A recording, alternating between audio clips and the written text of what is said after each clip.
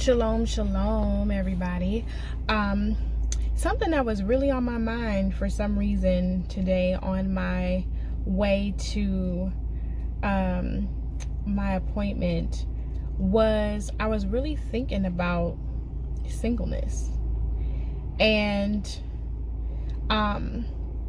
one thing that I know that I love being single. I loved although it was difficult, marriage is a beautiful thing, and I love marriage as well. And I think that it is definitely best. The best marriages are when you have two people who are mature and who are ready to be married and who have made the decision on being married and we're ready to put in the work. You do not want to get married to get a divorce, and some people, although they may say it, they actually get married with the intention to divorce if they see fit, and it's at the forefront of their mind. And I just wasn't raised that way. I didn't develop that. That's not what the Most High put in my spirit. And so when I get married, I intend to, I'm not talking about abuse, but I am talking about, I do intend to stay married to that person. And I do intend and when I say intend, I mean intentionally work on doing what is necessary to get through victoriously through trials and tribulations and seasons, regardless of my feelings. I think some people just really associate needing to be in love all the time, and they don't take advantage of the seasons when you're not feeling as lovey-dovey, and when you can fall back on friendship and foundation that you have built, until you are able to enter into that lovey-dovey stage again. You try to keep the honey on the moon, but in the event that something has happened, or that other person is going through growing pains and they're not as lovable, so to say, as they were when you first got married, when you have to love them through ugly moments, I think a lot of people just aren't prepared to do that. And you're not going to be going through them at the same time. You might just have to go through growing pains together, but at times it may be you and at times it may be them. And so when we're going through growing pains and growing stages, we have those awkward moments where, you look at a child who's growing up, they have moments where their limbs are longer, their hair is coming in, they're developing, they have awkward shapes, their teeth are falling out, they're got some new ones growing in, they sound funny, their voice is cracking. We have these stages in our growth, that we may we're evolving into someone better. We're always becoming a better version of ourselves, a more mature version of ourselves, and that continues to happen. And sometimes it leaves from being physical into being mental and emotional and spiritual, and we still have those awkward, ugly stages that we go through. Even when we talk about your natural hair journey, even with locks, and whether it's with locks or whether you've done a big chop or you're transitioning, you have those stages that are awkward. You have those stages that are so-called ugly. You have those moments where it's like you're just a little lost. You're in the in-between where you've grown too much to be a child, but you're not quite fully a woman or a man. You've grown to a certain degree, and you just kind of have to ride out this ugly stage until you come into yourself. And so one thing I kind of digressed a little bit, but one thing I love about being single is you can you can really come into who you are during those stages. And although they continue to happen in other stages of your life, and you eventually learn how to do that with someone else, being single is an absolute amazing thing. I have always loved single life. I've always enjoyed it. This is new for me. This type of single is kind of new, and I say new because it's completely different being single now than before I got married. Like pre-marriage, pre-knowing anything, pre all of that, I just lived it up. You know, I did a lot of the things that I really wanted to do. There was more I could do. I was very young, but I did a lot of the things that I really wanted to do, and I was more spiritually, a more spiritually based person. So a lot of what I did to, you know, grow and accomplish and develop happened right inside of the congregation, inside of the house of faith. And so it was of no surprise to a lot of people when I had become an evangelist. So, but that was all I knew, worship life. That's all I've really known, and it's developed in such a way that I am just pleased, and Yah continues to show himself faithful. You never hit like the ceiling. There's always more. There's always a higher rim, or there's always a deeper depth to go in him, which I love. And when you're single, you know, you're not actually alone, you're just single, you know, and you're able to explore all of who you are and can become without limitations. And so one thing that I've learned about this time around is I've had to rediscover myself, because once you go through certain trials, once you go through certain experiences, they alter you, and they change who you are at your core. You're no longer that old person. And so now it became a journey of discovering who I am now and really coming into that person. And it has been a journey of ups and downs, and more mistakes, and more confusion and pains, and the growing pains were really tough, and they were due to trauma. And so I've learned so much about love, and so much about how to actually love myself and what that really looks like. And you know, if you're not careful, you can develop a false self-love, and you can develop a inappropriate self-love for yourself. So I definitely recommend asking the Most High to really help you with that. You know, you don't want to have a superficial love for yourself, and nor do you want to have one that causes you to think more highly of yourself than you ought to think. You want to have wholeness, and you want to have balance, and you want to have stability, and you want to have a healthy relationship with yourself.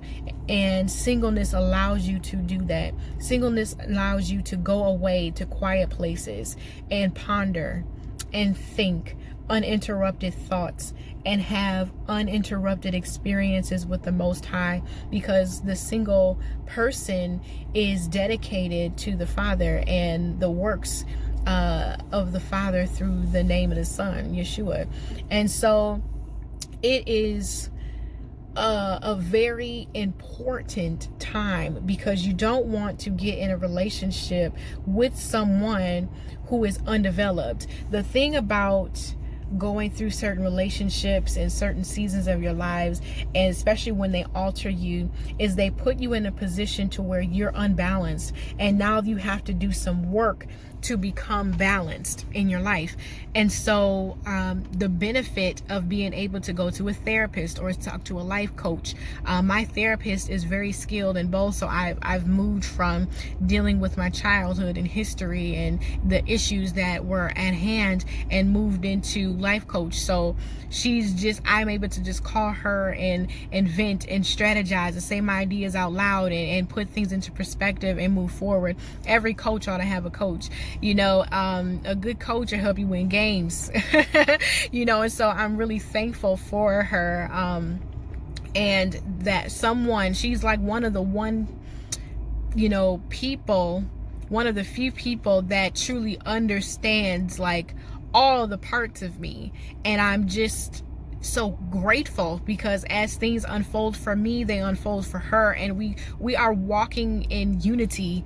And I don't think I've ever had this in as many therapists as I've had, just in different stages of my life, childhood on up, or teenagers on up.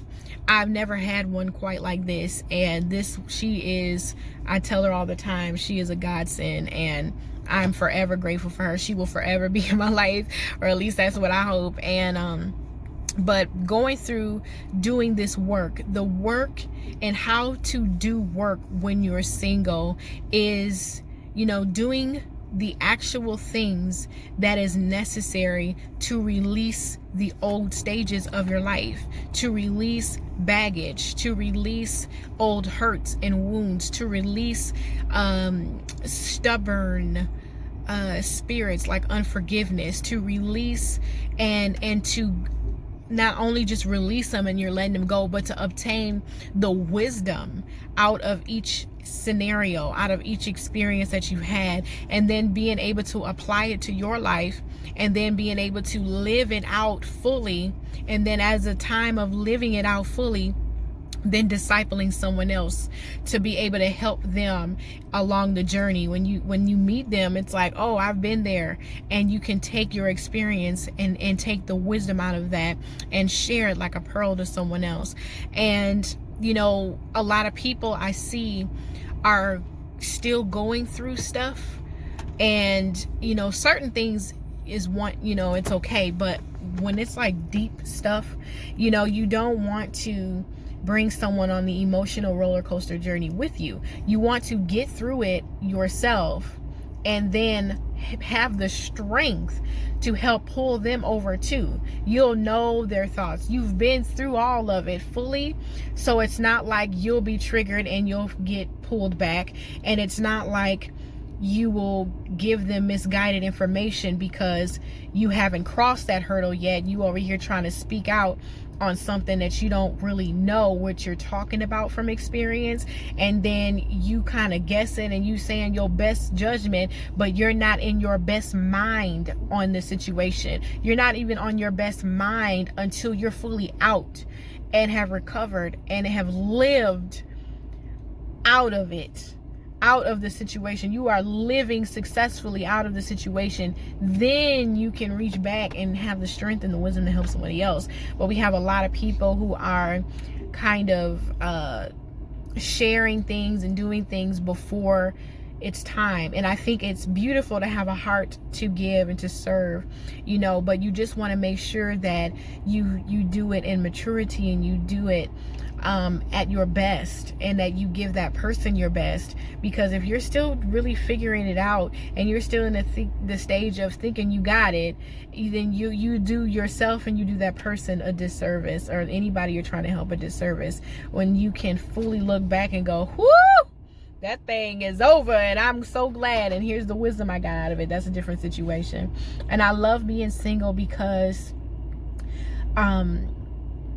it just has been a great, I love me. I love my relationship with the Father. I love being able to do the things that I want to do without restriction. And I say that not in a sense that someone else will be in the way, but I don't have anything holding me back in any way to where I can access the fullness of my potential. And when I have done those things, I won't feel like I'm in lack or being held back with someone else.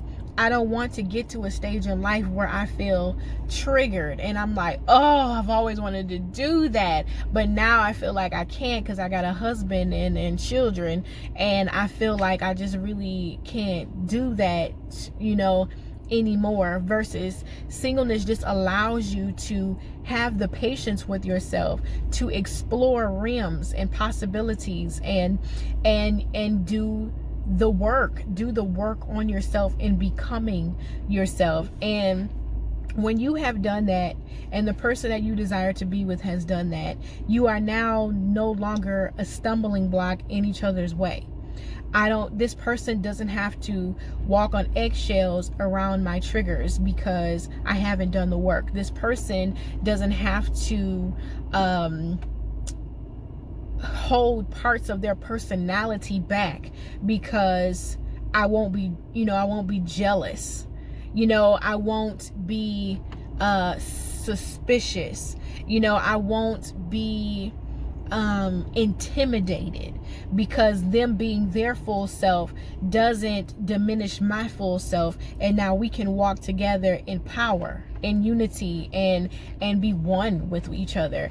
And I think that my past had conditioned me to feel very responsible for other people's feelings and other people's way. When you are young and you have dealt with as I have, the emotions of other people at such a way, it shakes up your stability, and it makes you feel like I'm responsible. This person is coming to me. I'm responsible for helping them feel stable, and therefore I no longer am dealing with myself because I'm so busy trying to help you get to a place of wholeness before I've even developed. And so it took a while to learn how to separate myself, when you're dealing with issues of entanglement and or enmeshment. That was actually the word enmeshment was a word I originally meant to say, but that entanglement word is just floating around. But when you're dealing with enmeshment, you don't know where you start and end. You don't know where the other people in your lives begin and end, and so you have no boundaries at all, and it's very hard to function in that way. It's very hard to function like that because other people are walking so close with you that you don't have your own autonomy. So it took a while for me, especially after being married too, and learning the different things about myself and my life and where I've come from and whys, and answering all the curiosities that I've had, down through the years about my family dynamic. It's been a journey to get to this place of feeling like an individual, and really being able to spread my wings without being concerned about how someone else will perceive me. Because when you haven't developed and then you've been enmeshed with others, then it's like you find yourself, like I did, find myself allowing them to tell me who I am. Even if it's a parent, even if it's a best friend, even if it's a sibling, you know who you are better than anyone else. Okay. And so other people are looking at you from the outside, and they're trying to judge you based on the experience that they had on you, and then telling you you're like this. And it's like, wow, you said that, but I don't identify with that. But if we're so enmeshed together, how am I ever supposed to really discover who that person is when everything about me is connected to you? And how do you really know how you are if you've made me your emotional security? So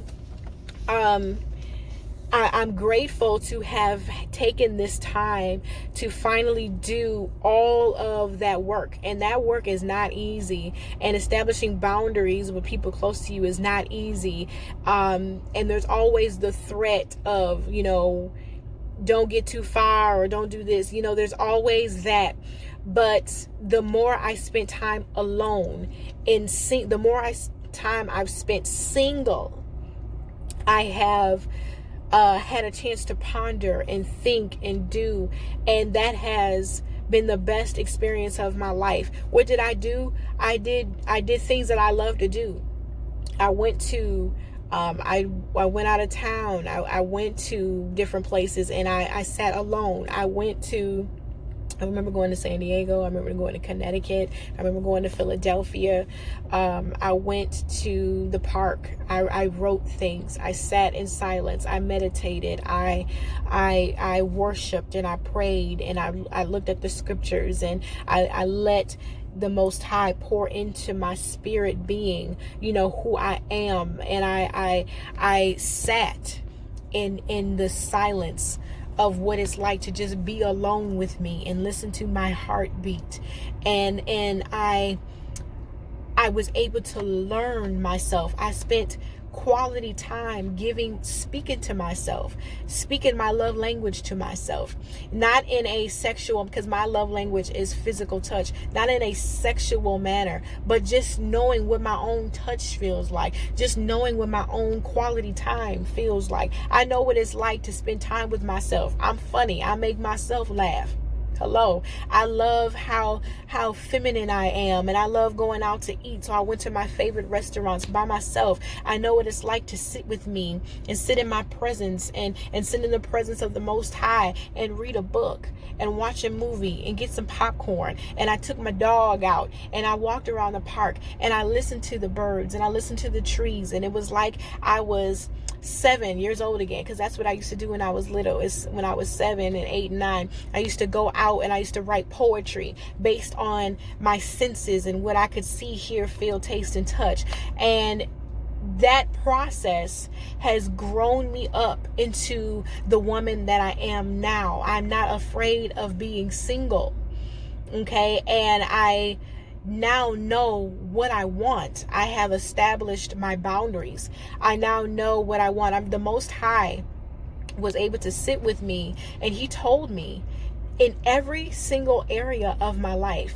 This was career, this was spiritually, this was also community wise, like what I wanted in a church community, in a neighborhood community, in a relationship, in friendships, in non-romantic relationships, in my work environment.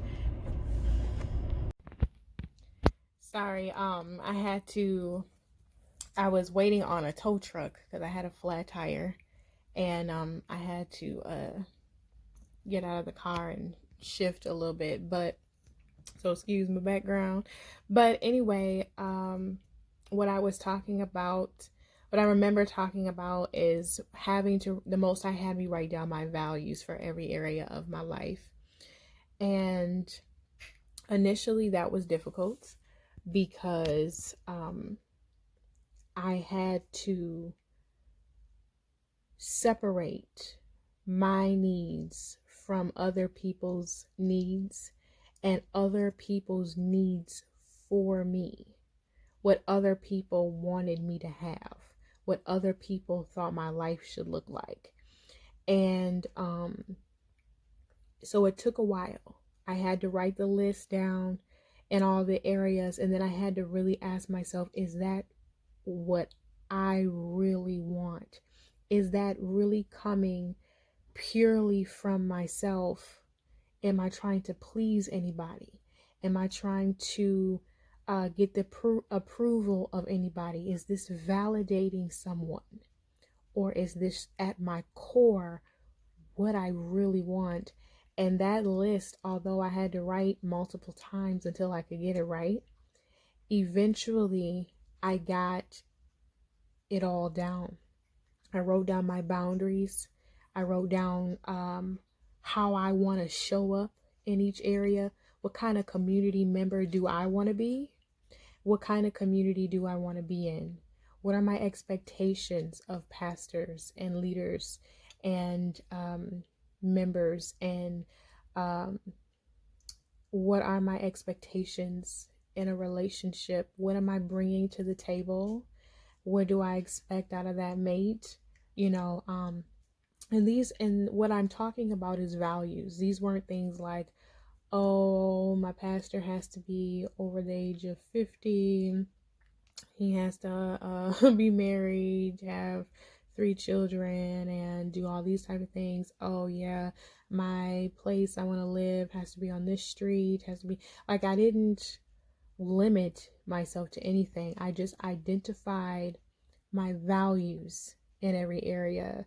The kind of work environment that I wanted to be in, the kind of people that I wanted to network with, the kind of maturity that I wanted to experience in a relationship, and all of those values were taken into consideration. I have a thing, and one thing is how people deal with conflict. I really have to see that in a person, and I'm willing to wait out how they deal with conflict, because that was something that I didn't wait for originally. And when I got married, and that was very difficult, learning what that person was like in conflict. And I really want to be with someone who values um the same things that I do. Sorry y'all, this is like really bothering me over here. But it was like it was still twisted or something, or retwisted back up. It was like really super weird. But yeah, so one thing was for sure is that I really actually took the time to write this list. And right after I wrote it, he started with my work environment, and he began to, and I'm talking about the Most High, he began to reorchestrate everything again, and it lined up with my values. And so I now know what they are, and I also can I easily identify them. And at first I was like, get the heck out of here, this is too good to be true. When something lines up, when it aligns with you, it feels too good to be true. And that's when, you know, toxicity and negativity and things not going right has been the norm for so long, that when it starts to look right, you start questioning, like, is this a setup? You know, and I am so grateful to the Most High that He gave me the opportunity to do this work and to be single and to just be. It has been the best experience of my life. This time has been the best experience of my life, and I'm so grateful that I get to have it. Before, I used to be so devastated, like, I can't believe all my childbearing years is gone, and I wasted my time with this no good dude who didn't treat me right, and, you know, or so upset that I got married and that we got divorced, because for some reason in my mind, I made all the toxicity and the narcissism okay as long as it worked out in the end. And that was unhealthy as well. But it was my truth. It was my truth that, yo, if this experience works out, then at least the heartache will be worth it. And I'm grateful to be out of that mindset into something more healthy. But also, it's just been me and Yah for a while. And I have went on dates and different things like that, but those dates taught me that, wow, I have some other standards. Like, I didn't realize how important it was to me to be with someone that is healthy. Like, it has never been something that I verbalized ever, but it didn't dawn on me until I went out with a guy, and I was like so disgusted by him. That has never happened to me. I'm not a judgmental person, but it just was like, ugh, this person, you guys, I don't know what it was. It just seemed like in my mind, they breath stank, they booty stank, they gut was gross, they feet stank. It's something about them just seemed morbid to me. And and you know what? I actually went out with this person again just to see, like, you know what? Maybe I was tripping that day, and because I will give you a whole chance. But I just wasn't attracted to this person. Now, outside of it being romantic, I thought he was super cool. Like, he was just a cool dude, but the attraction wasn't there.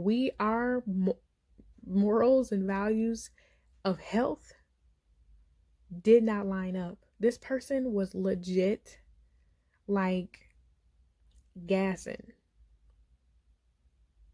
like them silent bombs in the movie theater, because they ate something that made their stomach bloat up, and it was just disgusting. It was disgusting. And that happened on the second date, because I don't go to the movie theater on the first date at all. But I had been seeing this person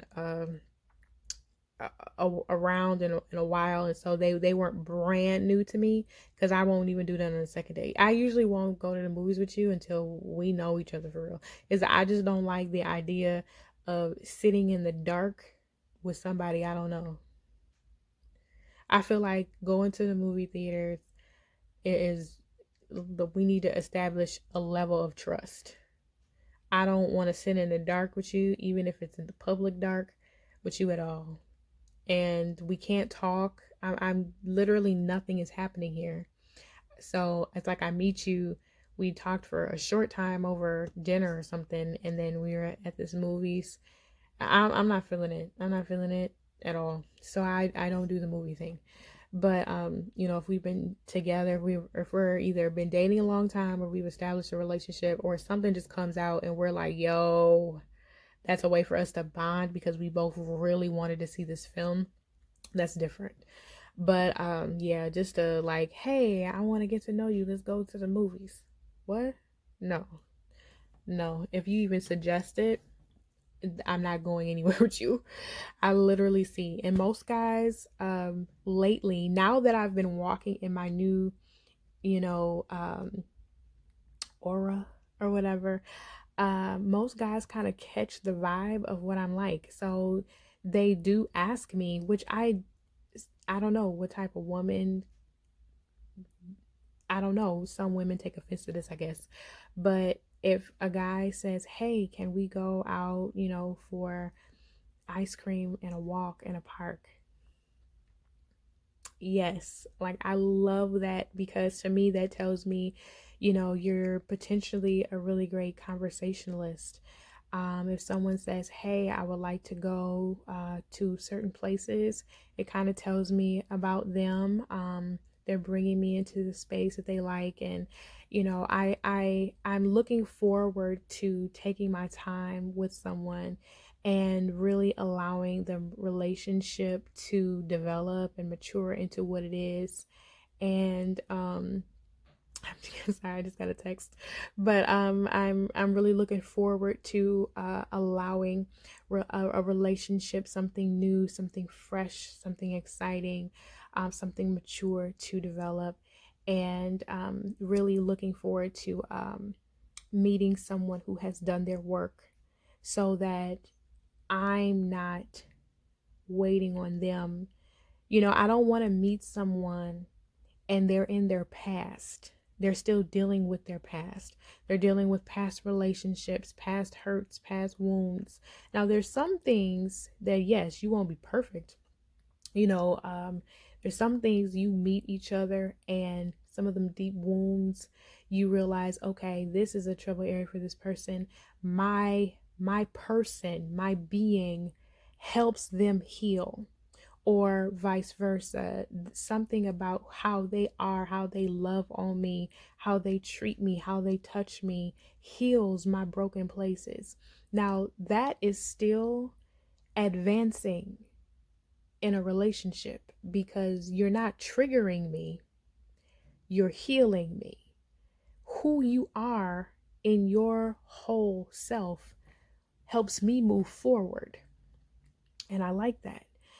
So if who I am in my person as I am helps this man move forward, okay. If it helps him develop trust, if it helps him build imunah, faith, uh, then okay, because that's taking you where you currently are and helping you progress.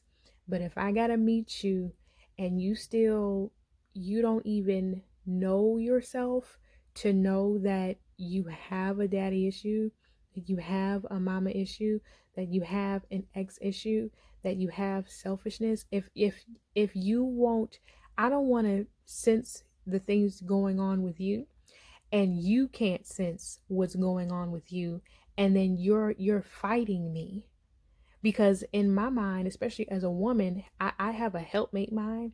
So my intention is to I'm gonna start helping you. You know what I mean? Like it's natural for me to move forward in that. I'm gonna start being who I am. And if you fight that, because that's what happened with me in my relationships, the person was fighting me and then putting it on me like what's going on in the relationship is me, when you're just unhealed. And now it got so bad that I started to second guess who I actually was at my core. I'm like, I've done everything that I've been through made me be this person up until today. And you're causing me to question that. And now I'm lost, you know? And because I got so caught up in that person, I absorbed everything about their crap and I made it my own issue. And that wasn't healthy for me. And so I had to then when I was totally discarded by this person, then it was like, was it me? This whole thing was a lesson for me. So it really ended up being something I had to analyze. And it wasn't. And so I now know how to separate myself from that person. And when they have a them issue, as my goddaughter would say, that's a you issue.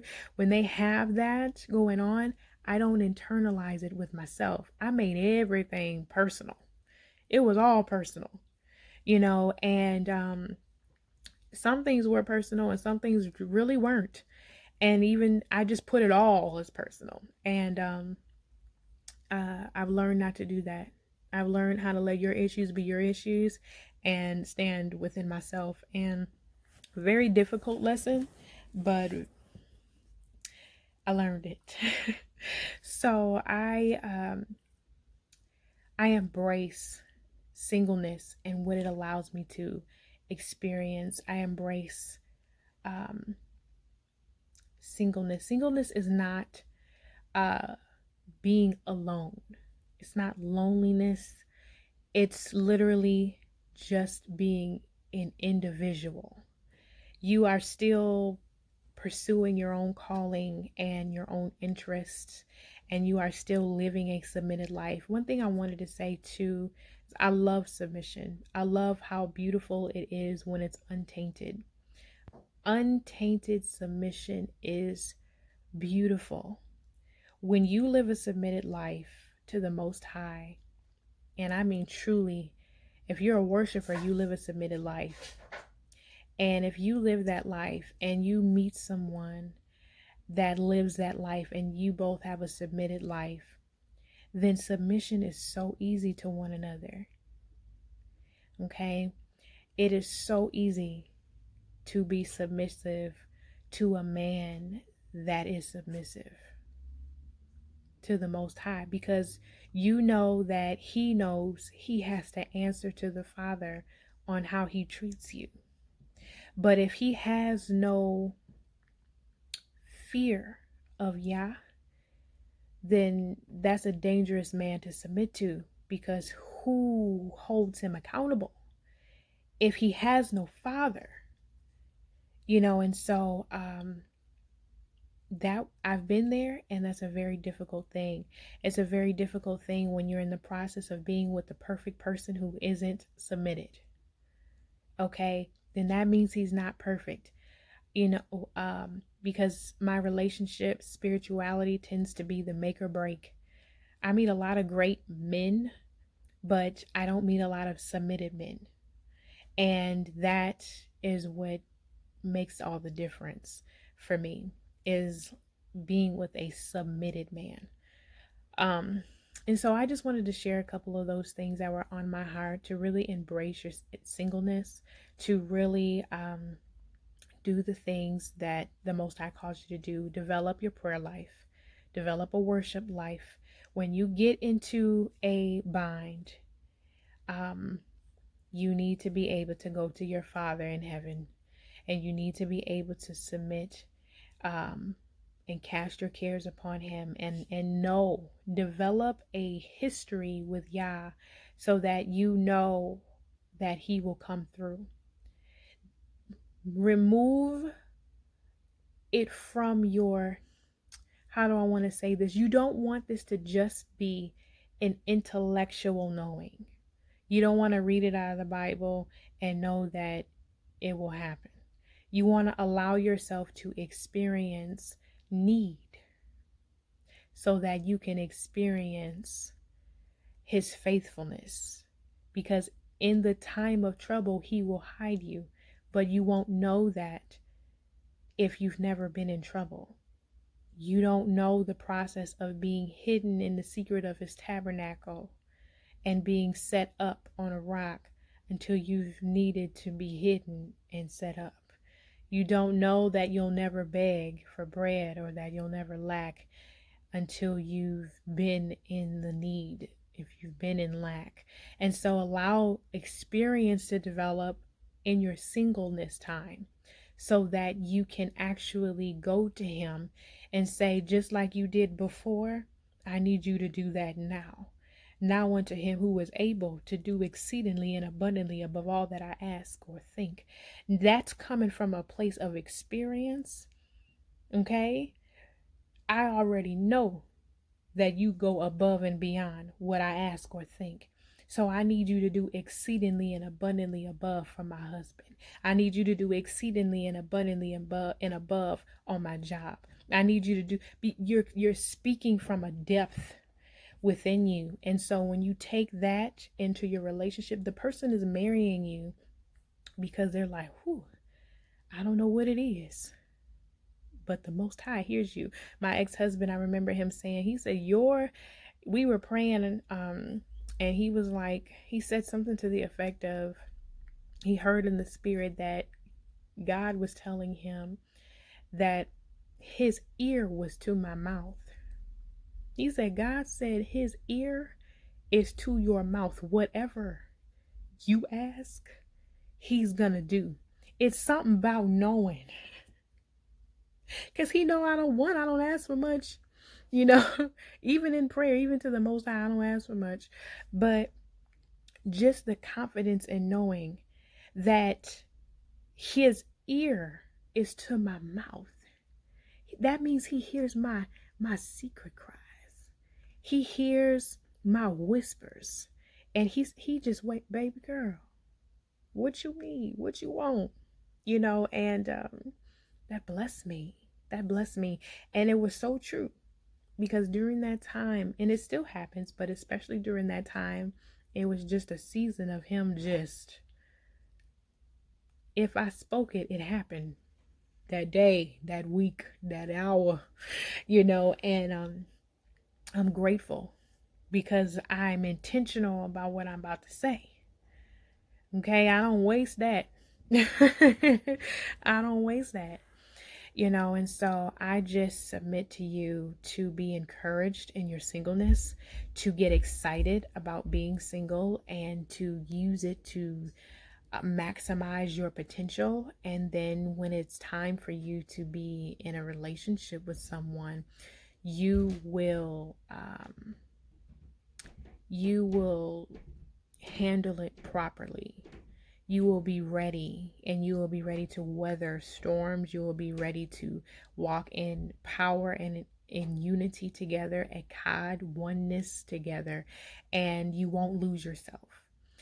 The biggest lesson that I've had to learn is how to come out of enmeshment, and that is because I just didn't know how to separate myself from others in their feelings and allowed them to project their feelings and their thoughts onto me, and I accepted some of those truths and lies as my own, and I had to learn to cut the cord from a lot of things and a lot of people, regardless of their position in my life and or role. And doing that, I don't want to lose my train of thought, but doing that has really helped me, because my biggest fear in my relationships was that I would get together with someone and then I would not be able to be myself. I would lose myself and become invisible. Invisible is the greatest trigger that I've ever had because it's how I have felt the majority of my life.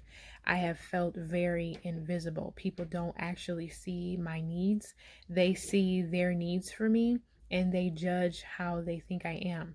And instead of actually knowing me and knowing my core, they judge incorrectly and they misjudge, and their perceptions of me are off.